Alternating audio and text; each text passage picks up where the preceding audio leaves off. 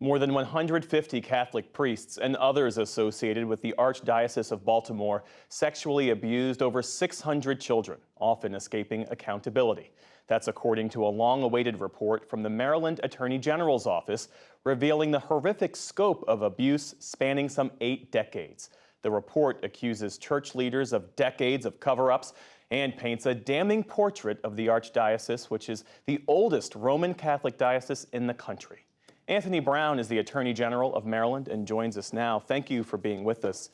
Your investigation found that over 600 young people, from preschoolers to young adults, suffered sexual abuse and physical torture in some cases by clergy members from the 1940s through 2002. That's the year at which this investigation ended.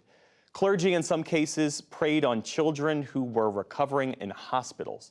Give us a sense of the full picture of depravity and evil that your investigation uncovered in the church. You know, that's a tall order in that we interviewed, as you mentioned, close to 600 survivors, many other witnesses. We reviewed hundreds of thousands of documents that were produced to us through the grand jury subpoena by the Archdiocese of Baltimore. And what we saw, and we tried to detail in the report, was pervasive abuse by priests, seminarians, deacons, and other employees of the Archdiocese, and this intentional effort by the Catholic Church hierarchy to conceal this abuse. There was physical abuse and mental abuse. There was sexual abuse and rape. And this occurred between the abusers who had positions of power and authority and some of the most vulnerable people in our society, children who are devoted to the Catholic Church and yet were abused over and over again by the very people who are entrusted to care for these children. On the matter of accountability, only one person has been indicted through this investigation, as I understand it. Many of the abusers are now dead. But in the report, at least 10 abusers' names are redacted. There are other Catholic officials whose names are redacted in the report. What accounts for that? Why are these people's names, their identities, shielded from public view if the focus is on transparency and accountability? Where the information that is included in the report came to us solely through the grand jury process, the subpoenaed documents. And the documents that are subpoenaed through a grand jury are confidential and can only be released upon order of a court.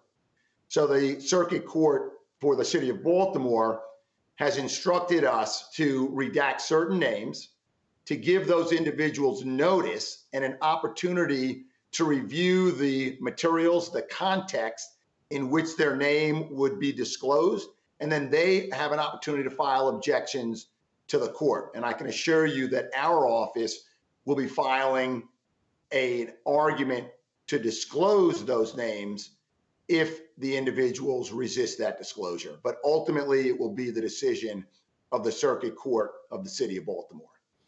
In preparing to speak with you, Mr. Attorney General, we spoke with David Lorenz. He's the Maryland State Director of the Survivors Network of Those Abused by Priests, also known as SNAP. And he said that this report gives him some sense of relief. Vindication is too weak a word, and I don't have a better word. It is a release. It's a vindication. It's being able to take that off and hand it to someone else and say, the weight of this abuse doesn't belong on me, doesn't belong on my shoulders. It belongs on someone else, and it belongs at the foot of the Catholic Church. I'm sure you've heard a similar sentiment from many of the survivors that you've spoken with. Mr. Lorenz wants to know when your office plans to investigate the 2 other dioceses that include parts of Maryland, the Archdiocese of Washington, D.C., and the Diocese of Wilmington, Delaware, which covers part of the Eastern Shore. And I thank Mr. Lorenz for his advocacy on behalf of survivors. I had the privilege to meet with the survivors yesterday in my office before we publicly released this report. And it was clear to me that for many, if not most, of the survivors, yesterday was truly a day of reckoning and public accounting a detailed report of what they had to endure at the time of the abuse and throughout their lives since. I try to convey to them that we're listening, we believe them, and we'll continue to be there for them. So 4 years ago, when the investigation was initiated by my predecessor, Attorney General Brian Frosh of the Archdiocese of Baltimore, the Office of the Attorney General also initiated investigations of the Archdiocese of Washington, D.C. and the Diocese of Wilmington, Delaware. Those investigations are ongoing. We have issued subpoenas. We have not sat idle. My predecessor, I think, made an important and sound decision to focus on the Archdiocese of Baltimore so that we could complete that report and make it public as soon as possible. And now we will continue the efforts to investigate the Archdiocese of Washington, D.C. and the Diocese of Wilmington, Delaware. Well, when it comes to holding the Archdiocese accountable, priests who abused children were often known to the Archdiocese, yet little was done to stop them. There's some reporting by the Baltimore Sun.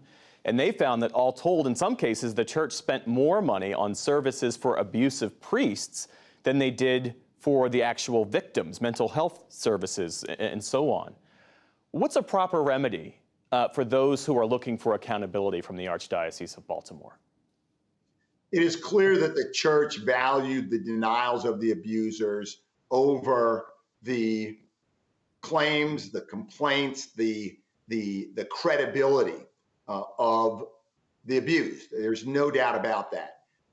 We, in our report, laid out two recommendations, one of which was for the General Assembly to consider eliminating the statute of limitations in civil actions brought by survivors against the abusers and against the Archdiocese of Baltimore. Actually, the way that the legislation was passed, just an hour after we released our report, the General Assembly did pass that legislation, and in all child abuse cases, there's no longer a statute of limitations in the state of Maryland. That's a good step forward. It will give those who were abused, the survivors, an opportunity to bring civil actions against their abusers, assuming that they're still alive, and the Catholic Church. Anthony Brown is the Attorney General for the state of Maryland. Thanks for being with us, sir. Thank you.